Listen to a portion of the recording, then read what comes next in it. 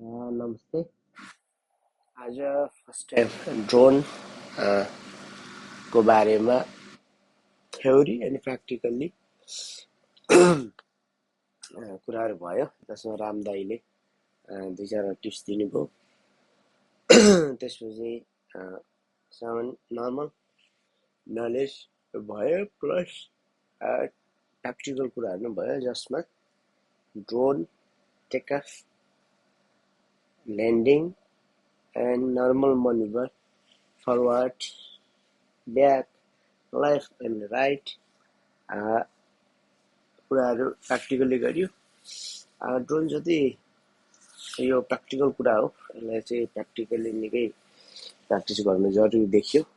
मलाई पनि एक दुई हप्ता चाहिँ 1 to 2 weeks चाहिँ प्र्याक्टिस गऱ्यो भने इम्प्रुभमेन्ट आउने कुरा भयो। त्यही भएर प्र्याक्टिस चाहिँ कन्टिन्यू हुनेछ।